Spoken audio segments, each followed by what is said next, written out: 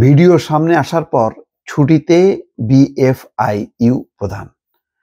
এটা অত্যন্ত গুরুত্বপূর্ণ একটা সংস্থা, আর্থিক খাতের গোয়েন্দা সংস্থা, বাংলাদেশ ফাইন্যান্সিয়াল ইন্টেলিজেন্স ইউনিট।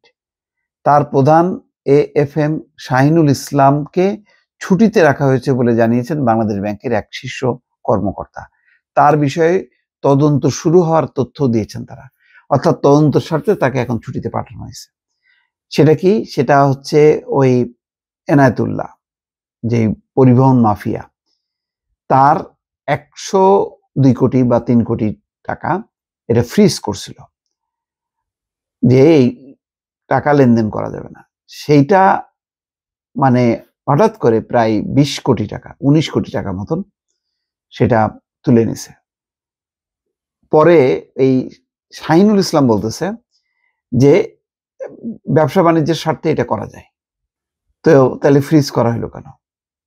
সন্দেহজনক টাকা, চাঁদাবাজির টাকা, প্রায় 1.5 কোটি টাকারও বেশি, 1,65,00,000 টাকা প্রতিদিন সে চাঁদা তুলত। এটা তো অবৈধ চাঁদা। সেই কারণে তার অ্যাকাউন্ট ফ্রিজ করা হয়েছে। সেই ফ্রিজ করা টাকা থেকে মানে উত্তোলনের সুযোগ দিছে শাহিনুল ইসলাম, এবং এই সংক্রান্ত অনেক ভিডিও প্রচার হয়েছে। আমি কালকে একটা ভিডিও করেছিলাম, সেখানে একটা ভুল তথ্য দিয়েছিলাম। সেটা আমার একটু বোঝার ভুল হয়েছিল, যে 40,000 কোটি টাকার যে তথ্য প্রধান উপদেষ্টার কাছে তুলে দিয়েছে, সেটা হচ্ছে ওই বিএফআইইউর একটা ইউনিট। আসলে সেটা না, এটা হচ্ছে এনবিআর এর গোয়েন্দা সংস্থা। এনবিআর এর গোয়েন্দা সংস্থার একটা সেল আছে, সেই সেলের পক্ষ থেকে আসলে এটা তুলে দিয়েছে। এখানে বিএফআইইউর কোনো কৃতিত্ব নেই, এটা পুরোটা এনবিআর এর ওই গোয়েন্দা সেলের কর্মকর্তাদের, এবং তারা মানে খুবই পরিশ্রম করছে।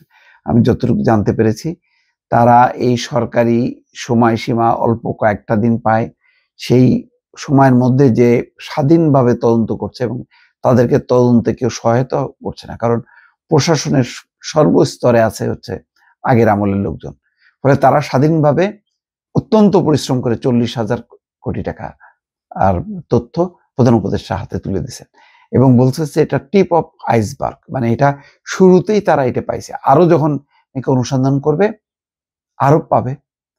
তো প্রথম দফায় তো একটা তারা রীতিমতো হইচই ফেলাই দিচ্ছে। যাই হোক, এই একই কাজটা যদি এই বিএফআইইউ যদি করতে পারত, কারণ আপনি এই 15 বছরে বিশাল পাহাড়, মানে হিমালয় পর্বত সমান দুর্নীতি, এইটার বিরুদ্ধে লড়তে গেলে তো আপনার এই সংস্থাগুলি দায়িত্বপ্রাপ্ত।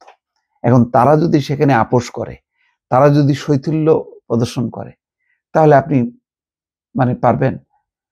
এখন তো অনেকে বলে যে পলিটিক্যাল গভর্নমেন্ট আসার আগে এই কাজগুলি যতটুকু আগানো যায়, পলিটিক্যাল গভর্নমেন্টের অনেক রকম সীমাবদ্ধতা থাকে। যদিও আমি এবার আশা করব যে এবার যে পলিটিক্যাল গভর্নমেন্ট আমরা দেখব, সেই গভর্নমেন্ট আর গতানুগতিক গভর্নমেন্টের মতো না, তাদের নেচারটা এরকমই হবে, এবং সেটা যদি না করতে পারে তাহলে তাদের পরিণতি খারাপ হবে। তো সুতরাং মানে ঠেকে শিখছে যারা এই গত 15 বছর আন্দোলন করছে, জামাত বলেন, বিএনপি বলেন, তারা ঠেকে শিখছে। ফলে তারা ওই মানে মাফিয়াদের সাথে, রাঘব বোয়ালদের সাথে যদি আপোষ করে চলার চেষ্টা করে, তার পরিণতি তারা ভোগ করবে। যাক, এখন শাহিনুল ইসলামকে নিয়ে বিতর্কিত ভিডিও প্রকাশের পর এসব পদক্ষেপে জানা গেল তদন্ত করা হবে। বাংলাদেশ ব্যাংকের ওই শীর্ষ কর্মকর্তা জানান, বিএফআইইউ প্রধানকে নিয়ে তদন্ত চলছে, যথাযথ কর্তৃপক্ষ এটা তদন্ত করবে। এখন তাকে ছুটিতে রাখা হয়েছে, তার বিষয়ে পরবর্তী সিদ্ধান্ত নেওয়া হবে তদন্ত প্রতিবেদনের ভিত্তিতে। সোমবার শাহিনুল ইসলামকে ফেসবুকে একটা ভিডিও ছড়িয়ে পড়ে, যেটা নিয়ে বিভিন্ন প্ল্যাটফর্মে সমালোচনা হচ্ছে। জানা গেছে মঙ্গলবার বাংলাদেশ ব্যাংকের প্রধান কার্যালয়ে, নিজের কার্যালয়ে দেখা যায়নি শাহিনুল ইসলামকে। যাই হোক, শাহিনুল ইসলাম বড় কথা না, এই সংস্থাটাকে একটা সৎ লোকের হাতে দিতে হবে। বিএফআইইউ খুব গুরুত্বপূর্ণ। এই সংস্থা যদি ঠিক থাকে, আর এনবিআর এর যদি গোয়েন্দা সেল এরা যদি ঠিক থাকে, মাশাআল্লাহ, মানে অনেকখানি কাজ আগায় দেবে, এবং পরবর্তী মানে রাজনৈতিক সরকারের জন্য এটা অত্যন্ত ভালো হবে, কারণ তারা কাজটা অনেক দূর আগায় দিচ্ছে। এই কাজটা করা দরকার। ভালো থাকবেন। আল্লাহ হাফেজ।